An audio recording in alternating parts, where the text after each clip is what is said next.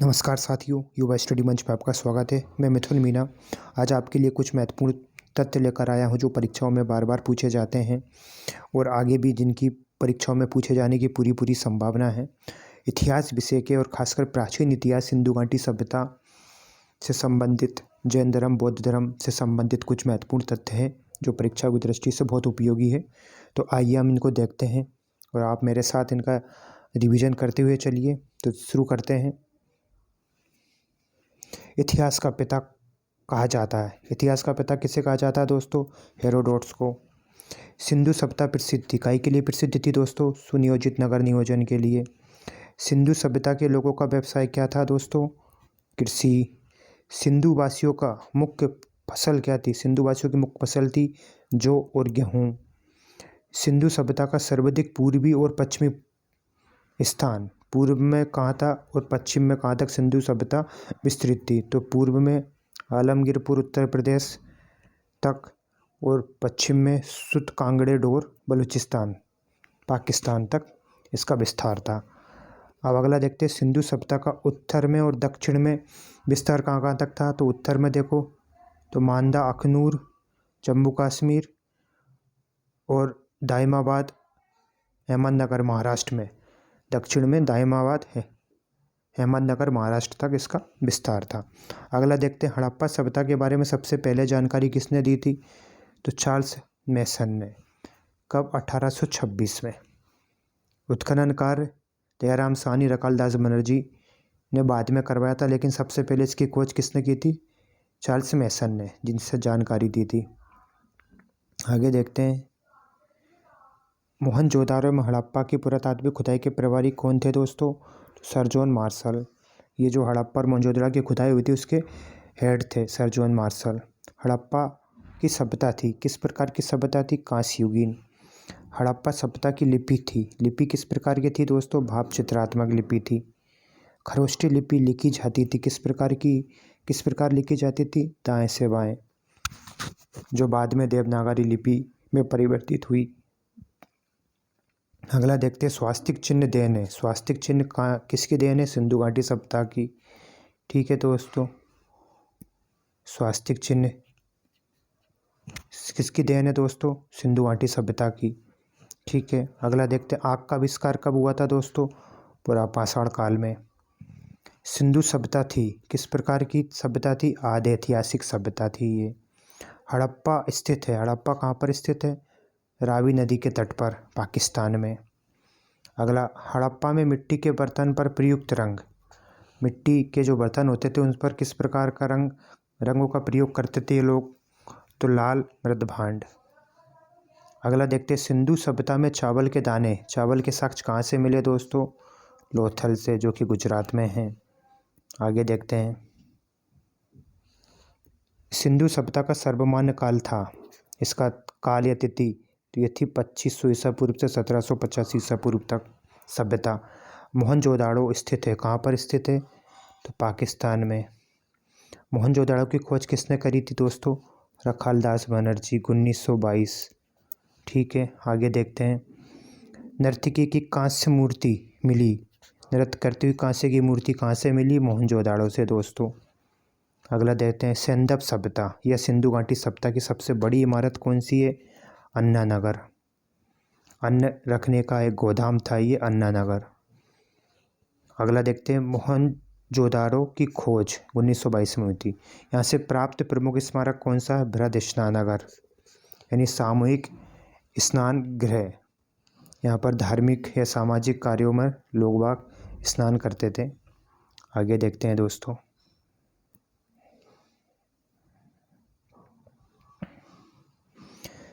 Mesopotamia का अर्थ, इसका आधुनिक नाम इराक है। मेसोपोटामिया का अर्थ क्या होता है? दो नदियों के बीच की भूमि। अगला देखते हैं, हड़प्पा की खुदाई हुई थी, कब हुई थी? तो दयाराम साहनी के नेतृत्व में 1921 में हड़प्पा की खुदाई। सिंधु घाटी के लोगों ने पूजा की, तो सिंधु घाटी के लोग किसकी पूजा करते थे? मातृ देवी थी, तो शायद इनका समाज मातृ सत्तात्मक समाज हुआ करता था। पुराणों की संख्या कितनी है दोस्तों? 18। पुराणों की रचना कब हुई थी? गुप्त काल में। सबसे प्राचीन पुराण कौन सा है? तो मत्स्य पुराण। पुराणों के रचयिता कौन है? लोमहर्ष और उग्रश्रवा पुराणों के रचयिता है। वेदों व वेदांगों की संख्या कितनी है? तो वेदों की संख्या 4 है और वेदांगों की संख्या 6 है। अगला देखते हैं, उपनिषद की संख्या 108 है। पुराणों का अध्ययन करने वाला प्रथम मुसलमान कौन था दोस्तों? अल-बरूनी प्रथम मुसलमान था। सबसे प्राचीन वेद कौन सा है? ऋग्वेद। इसमें कितने सूक्त थे? 1028। आगे देखते हैं, गद्य और पद्य वाला वेद कौन सा है? तो यजुर्वेद। सिंधु सभ्यता का प्रमुख बंदरगाह कौन? लोथल, गुजरात राज्य में। भारतीय संगीत का जनक? सामवेद। गायत्री मंत्र लिया गया है ऋग्वेद से। तंत्र मंत्र संग्रहित वेद है अथर्ववेद। इसी वेद में जादू टोना तंत्र मंत्र का उल्लेख है अथर्ववेद में। गायत्री मंत्र के रचनाकार कौन है? विश्वामित्र। गायत्री मंत्र समर्पित है सूर्य देवता को। गोत्र शब्द मिलता है। गोत्र शब्द का सर्वप्रथम उल्लेख अथर्ववेद में हुआ है। भागवत धर्म के प्रवर्तक या संस्थापक माने जाते हैं कृष्ण। भक्ति आंदोलन का प्रारंभ किसने किया? अलवार संतों ने। आर्यों के जानकारी का सोर्स, आर्यों की जानकारी का सोर्स क्या है? ऋग्वेद। आगे देखते हैं, ऋग्वेद में सर्वाधिक बार वर्णित नदी, किस नदी का सबसे ज़्यादा उल्लेख हुआ है ऋग्वेद में? तो सिंधु नदी का। ऋग्वेद में सबसे पवित्र नदी, सबसे ज़्यादा पवित्र नदी कौन सी ऋग्वेद में? तो सरस्वती। ऋग्वेद में वर्णित प्रमुख देवता इंद्र, जिन्हें पुरंदर भी कहा जाता था। ऋग्वेद में सबसे बाद निर्मित मंडल, तो 10वां मंडल। ऋग्वेद में पूर्णतः सोम को समर्पित मंडल, तो 9वां मंडल। सत्यमेव जयते लिया गया है, कहाँ से लिया है दोस्तों? मुंडकोपनिषद से। प्राचीन हिंदू विधि का लेखक कौन है दोस्तों? मनु। आगे देखते हैं, स्मृति ग्रंथों में सबसे प्राचीन है मनुस्मृति। पुस्तक मिताक्षरा के लेखक कौन है? विज्ञानेश्वर। महाभारत का अन्य नाम क्या है दोस्तों? जय संहिता। महाभारत जिसकी रचना किसने करी थी? वेद व्यास ने। फारसी अनुवादक का शीर्षक है महाभारत का, जो फारसी में अनुवाद किया वो किस नाम से किया दोस्तों? रजनामा। आर्यों का भारत में आगमन कब हुआ था? 1500 ईसा पूर्व। आर्य भारत में बसे, कहाँ पर आकर रहते? भारत में पंजाब और अफगानिस्तान में सबसे पहले। ऋग्वेदिक आर्यों की भाषा थी संस्कृत। आर्य लोग भारत आए थे, कहाँ से आए थे? मध्य एशिया से। शून्यवाद का प्रतिपादक है, किसे माना जाता है? नागार्जुन को। आगे देखते हैं दोस्तों, बुद्ध जन्म स्थान, बुद्ध का जन्म कहाँ हुआ था? लुम्बिनी। कब हुआ था? 563 ईसा पूर्व। बुद्ध की मृत्यु कहाँ हुई थी? काशी नगर। कब हुई थी? 483 ईसा पूर्व। और ये कहाँ पर है? उत्तर प्रदेश में। हड़प्पा के लोग अनभिज्ञ थे, किससे? लोहा से, यानी हड़प्पा के लोग लोहा से परिचित नहीं थे। बुद्ध के प्रथम गुरु थे अलार कलाम। बुद्ध द्वारा गृह त्याग की घटना, जब बुद्ध अपने घर से भागे थे धर्म की खोज के लिए, ज्ञान की खोज के लिए, तो उस घटना को क्या कहते हैं बौद्ध धर्म में? महाभिनिष्क्रमण। बुद्ध की मृत्यु की घटना को क्या कहते हैं बौद्ध धर्म में? महापरिनिर्वाण। बुद्ध का प्रथम प्रवचन कहलाता है, क्या कहलाता है? धर्म चक्र प्रवर्तन। बुद्ध ने सर्वप्रथम उपदेश दिया, कहाँ पर दिया था? सारनाथ में। बुद्ध ने उपदेश दिया, किस भाषा में दिया दोस्तों? पाली भाषा में। बुद्ध ने सर्वाधिक उपदेश दिए, कहाँ पर दिए थे? श्रीवास्तव में। बौद्ध धर्म के त्रिरत्न हैं, क्या है दोस्तों? बुद्ध, धम्म और संघ। आगे देखते हैं, बौद्ध धर्म ग्रहण करने वाली प्रथम महिला कौन थी?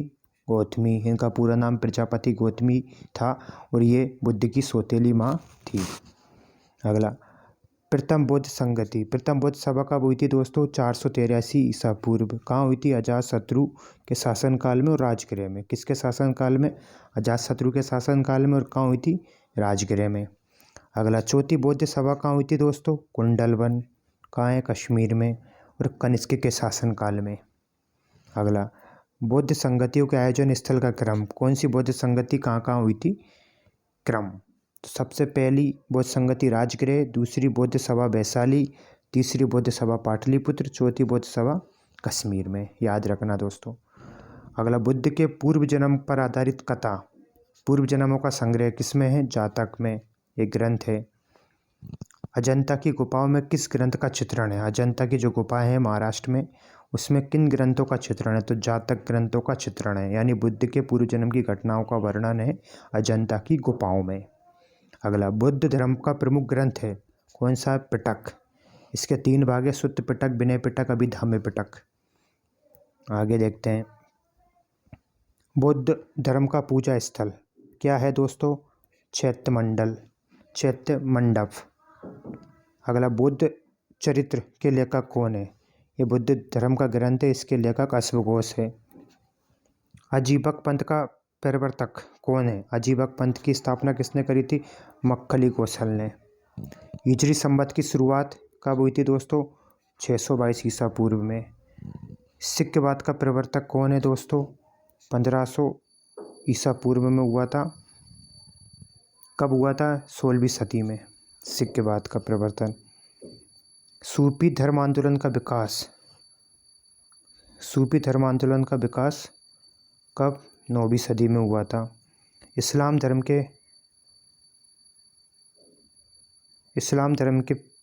के संस्थापक हजरत मोहम्मद साहब का जन्म कब हुआ था, 570 ईसा पूर्व में।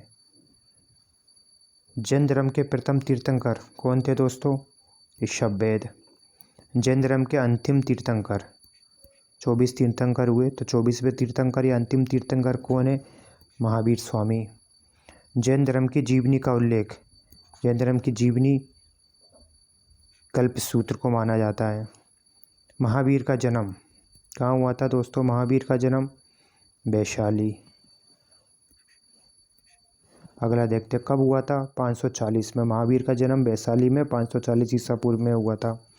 महावीर की मृत्यु कहाँ हुई थी, पावापुरी में। कब हुई थी, 463 ईसा पूर्व। महावीर किस राजघराने में पैदा हुए थे, तो क्षत्रिय राजघराने में पैदा हुए थे। महावीर का प्रथम अनुयायी कौन था, जमाली, उनका दामाद। महावीर और बुद्ध दोनों ने उपदेश दिया था, किस राजा के शासनकाल में दिया था, तो बिंबिसार के शासनकाल में दिया था। जैन धर्म के त्रिरत्न हैं कौन कौन से, सम्यक दर्शन, सम्यक ज्ञान, सम्यक आचरण। जैन धर्म के 2 संप्रदाय, श्वेतांबर और दिगंबर। जैन धर्म का चरम लक्ष्य है मोक्ष, क्या है जैन धर्म का चरम लक्ष्य, मोक्ष। प्रथम जैन सभा कब हुई थी दोस्तों, 322 ईसा पूर्व में। कहाँ पर हुई थी, पाटलिपुत्र में। किसके शासनकाल में हुई थी, चंद्रगुप्त मौर्य के शासनकाल में प्रथम जैन सभा। दूसरी देखते हैं, दूसरी जैन सभा कब हुई थी दोस्तों, 512 ईस्वी में। किसके, कहाँ पर हुई थी, बल्लभी में। और इसके अध्यक्ष कौन थे, देवारदी क्षमा श्रवण की अध्यक्षता में। अगला देखते हैं, जैन साहित्य को कहा जाता है, क्या कहा जाता है, आगम। ईसा मसीह का जन्म कब हुआ था, 34 ईसा पूर्व, बेथलेहम में। अगला, ईसा मसीह को सूली पर चढ़ाया कब चढ़ाया गया था, 33 ईस्वी में, शुक्रवार के दिन रोमन गवर्नर पोंटियस के द्वारा, इसीलिए गुड फ्राइडे मनाया जाता है। मगध की राजधानी क्या थी, मगध की राजधानी दोस्तों, गिरिव्रज, जिसको राजगृह भी कहा जाता था। आगे देखते हैं,